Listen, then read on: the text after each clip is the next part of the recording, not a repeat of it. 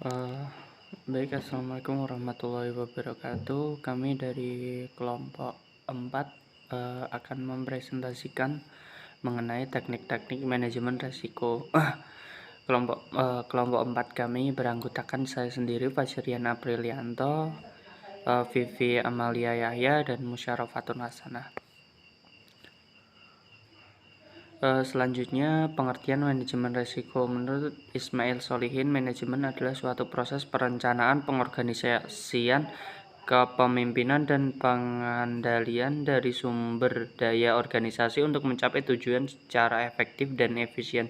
Sedangkan resiko menurut Ferdinand Silalahi, resiko adalah penyimpangan hasil aktual dari hasil yang diharapkan atau hasil yang berbeda dengan yang diharapkan. Dari pengertian manajemen dan resiko dapat diartikan bahwa manajemen resiko adalah suatu cara, metode, atau ilmu pengetahuan yang mempelajari berbagai jenis resiko, bagaimana resiko itu terjadi, dan mengelola resiko tersebut dengan tujuan agar terhindar dari kerugian atau usaha untuk menggunakan sumber daya efektif untuk mencapai sasaran dan usaha seorang manajer untuk mengatasi kerugian secara rasional agar tujuan yang diinginkan dapat tercapai secara efektif dan efisien.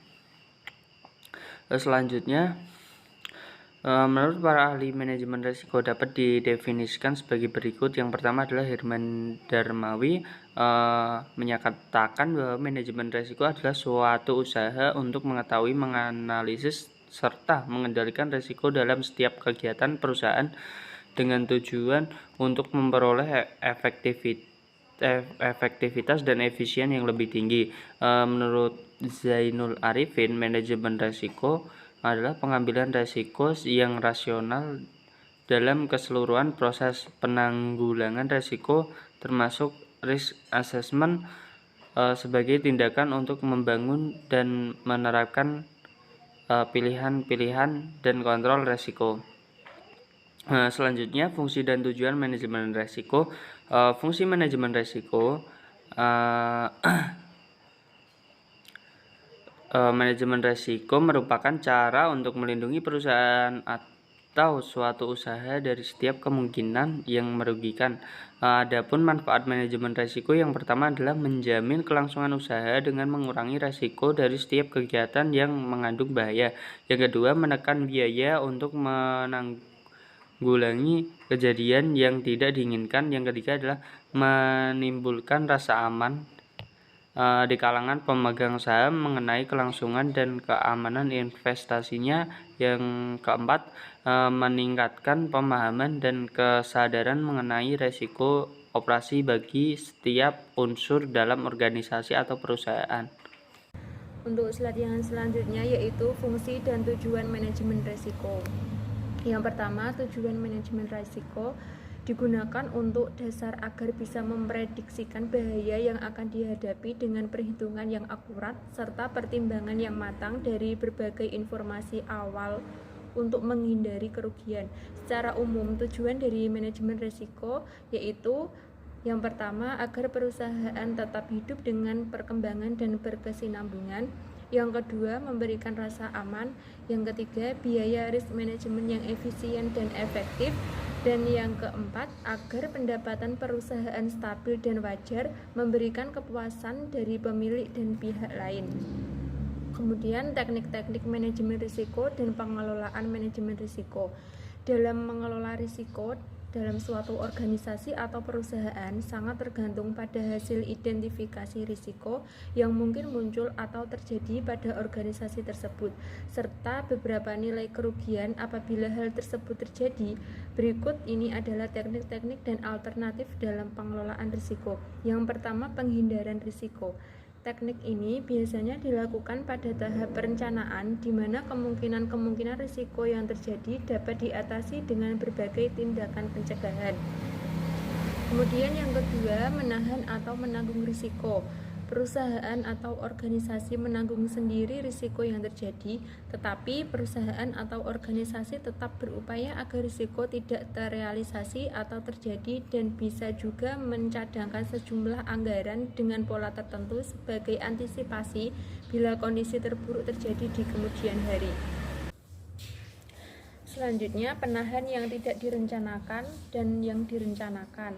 Penahan yang direncanakan adalah upaya untuk mengetahui risiko yang mungkin timbul atau mengidentifikasi risiko yang ada, kemudian menyusun berbagai tindakan yang diambil.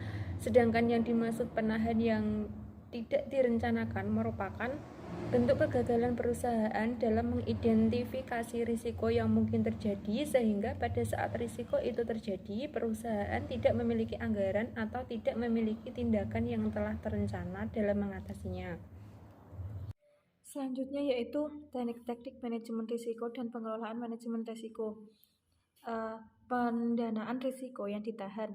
Risiko yang ditahan bisa didanai dan bisa juga tidak didanai. Jika perusahaan tidak menetapkan pendanaan khusus yang ditunjukkan untuk mendanai risiko tertentu, dan jika risiko tersebut tidak muncul, maka risiko tersebut tidak didanai. Pendanaan ini bisa melalui beberapa cara, yaitu dengan dana cadangan dan juga self-insurance dan captive insurance. Selanjutnya yaitu teknik-teknik manajemen risiko dan pengelolaan manajemen risiko. Pengalihan risiko. Salah satu alternatif dari manajemen risiko adalah memindahkan risiko ke pihak lain. Kemudian, pihak lain tersebut biasanya mempunyai kemampuan yang lebih untuk mengendalikan risiko. Ada beberapa cara yang dapat dilakukan melalui risiko transfer, yaitu sebagai asuransi, hedging, dan incorporate. Selanjutnya yaitu keputusan memilih manajemen risiko. Apabila risiko mempunyai frekuensi yang sering dengan severity yang rendah, maka alternatif risiko ditahan merupakan alternatif yang paling optimal. Dan jika mempunyai frekuensi yang kecil dan severity besar, maka alternatif ditransfer merupakan alternatif yang optimal. Maka apabila frekuensi dan severity tinggi, perusahaan bisa memikirkan bagaimana cara mengendalikan risiko tersebut. Dan di PPT juga dijelaskan mengenai tabel meringkaskan alternatif risiko. Apabila frekuensi variabel, ada juga severity atau keseriusan, dan juga teknik yang dipilih. Cukup sekian presentasi dari kelompok kami. Wassalamualaikum warahmatullahi wabarakatuh.